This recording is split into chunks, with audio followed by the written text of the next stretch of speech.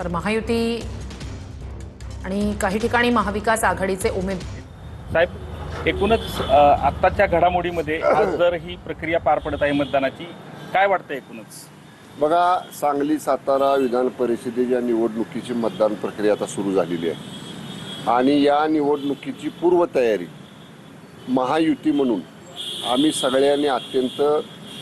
बारकाव्यानं या ठिकाणी केलेली आहे। महायुतीमध्ये ही जागा भारतीय जनता पक्ष लढवतो आहे,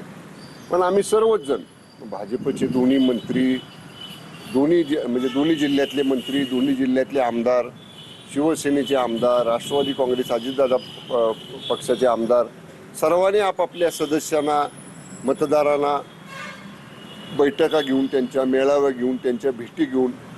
महायुती म्हणून इंटॅक्ट आपल्याला हे मतदान करायचे अशा पद्धतीची सगळी पूर्वतयारी आमची झालेली आहे। मतदारांची पण ती मानसिकता आहे। त्यामुळं मी सांगतो आपल्याला, महायुतीचं जे मतदान आहे त्याच्याहून अधिक मतदान हे नक्की आजच्या निवडणुकीमध्ये आमच्या उमेदवाराला पडत। मागील काही नाराजीबाबत जी काही चर्चा झाली होती, त्यानंतर आपलेच उपमुख्यमंत्री साहेबांनी जे काही आदेश दिले, त्यानंतर बऱ्यापैकी आपण जी काही चर्चा सदस्यांमध्ये केली आहे। नाही, काय आहे, माननीय शिंदे साहेबांचा आदेश येईपर्यंत ह्या सगळ्या गोष्टी चर्चेमध्ये होत्या, सदस्यांनी त्या भावना तीव्र व्यक्त केल्या होत्या। पण आता एकदा आमच्या पक्षामध्ये, शिवसेनेमध्ये पक्षाचा आदेश आणि आदेश आल्याप्रमाणे काम करायचं, हे आमच्या पक्षामध्ये ही आमची पद्धत आहे काम करण्याची। त्यामुळं सदस्यांना सुद्धा आम्ही सगळं सांगितलेलं आता लोकांच्या मनात, म्हणजे या निवडणुकीपुरतं तरी,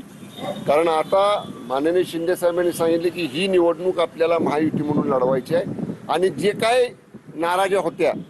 जे काय प्रकरणं जिल्हा परिषद सातारा बाबतीत घडलेली होती, त्या बाबतीत हे तिन्ही नेते राज्यातले, शिंदे साहेब, फडणवीस साहेब आणि माननीय वहिनी साहेब, हे बसून त्या ठिकाणी त्यातनं मार्ग काढून देतो, योग्य मार्ग काढून देतो अशा पद्धतीचं त्यांचं ठरलेलं असल्यामुळं सदस्यांना आम्ही ते सांगितलेलं आहे आणि आमच्या शिवसेना सदस्यांनी आम्हाला मान्य केले की साहेबांनी सांगितलं ना, शिंदे साहेबांनी, त्याप्रमाणे आपण मतदान करायचं आणि आपल्याला दिसेल शिवसेनेचे सगळे सदस्य